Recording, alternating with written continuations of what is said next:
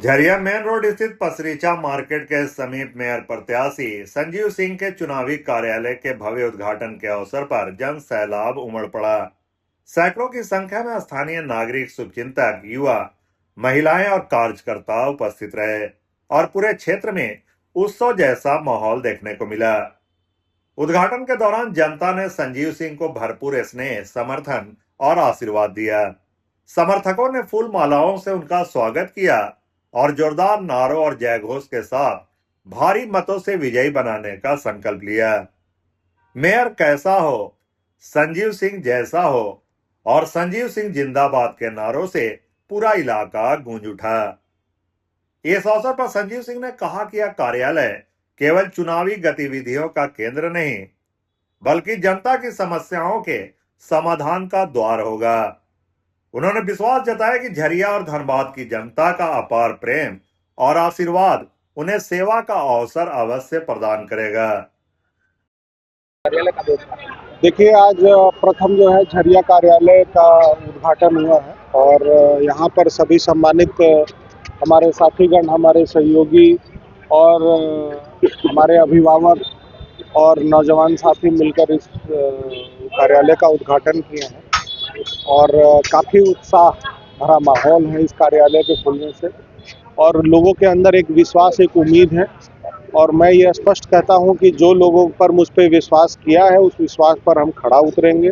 8.5 साल बाद लोगों के बीच में आए हैं। जो भी व्यवस्था कोलवरी के क्षेत्रों में बेहतर करना होगा उसके लिए बिल्कुल किया जाएगा और लड़ाई लड़ी जाएगी। मेरी प्राथमिकता है कि गया पुल के उस पार का जो धनबाद है वो इन क्षेत्रों में भी उसको लागू किया जाए और मेरी प्राथमिकता स्पष्ट रूप से संदेश ये देगा कि किसी भी हालत में दो भाव नहीं करना चाहिए कि जो धनबाद, झरिया शहर, झरिया मार्केट एक कहिए तो मार्केट जड़ हुआ करता था। कतरास बाजार भी आज हम गए थे बागमारा में, वहाँ भी एक जड़ हुआ करता था। राजेंद्र मार्केट की स्थिति वही है। सब लोग इस सोच में पड़े हैं कि जो धनबाद का पहचान था उस पहचान को कम करके और धनबाद के मतलब शहरी इलाकों में जाके गोविंदपुर और सरायढेला क्षेत्र और बाकी रांगाटाड़ के उस साइड में शहर की व्यवस्था हो रही है, वहाँ पर व्यवसायियों को सुविधा दी जा रही है। मेरा ये मानना है कि जब पूरे देश को रोशन धनबाद के कोलवरी इलाकों से कोयला निकाल कर यहाँ के लोग कर रहे हैं तो सबसे पहले प्राथमिकता होनी चाहिए कि इन क्षेत्रों का सबसे पहले विकास होना चाहिए।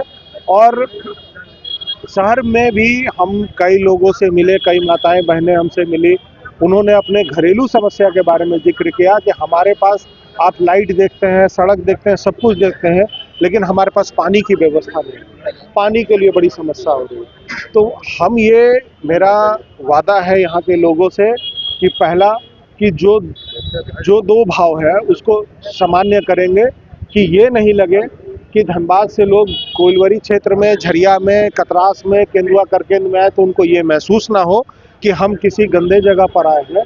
उनको ये लगे कि ये हमारा ही अंग है और ये जो विकास होगा इसको देखकर उनको भी खुशी होगी। क्योंकि आप अक्सर देखते हैं कि जो लोग इन क्षेत्रों से सरायढेला क्षेत्र में या गोविंदपुर साइड में या उधर 8 लेन की तरफ जाते हैं तो वो एक सेल्फी पॉइंट बनाते हैं कि हम सेल्फी लेते हैं, लेकिन यहाँ के लोगों को इस बात की एक अंदर में पीड़ा है कि काश हमारे झरिया में, हमारे कतरास बाजार में, करकेंद में, कोलवरी क्षेत्रों में कुछ एक ऐसी व्यवस्था होती कि जहाँ पर हम भी सेल्फी पॉइंट लेते, हम भी अपने परिवार और फैमिली के साथ घूमते।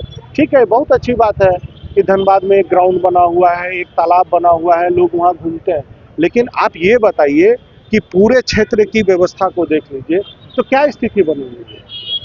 आपको याद होगा कि जब तक मेयर के रूप में जब प्रतिनिधि कर रहे थे तो मैं 2015 से और 19 की बात कर रहा हूँ कि राजा तालाब का सौंदर्यकरण नहीं हुआ था। स्पष्ट रूप से ये कह दिया गया था कि ये बहुत आसान क्षेत्र है, ये झरिया में गंदगी है और गंदगी के बीच में पैसा लगाने की आवश्यकता नहीं है।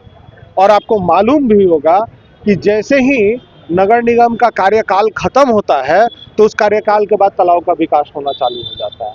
और अभी भी देखिए कि अभी भी उसमें काम लगातार जारी है। तो सोचिए कि मानसिकता क्या है।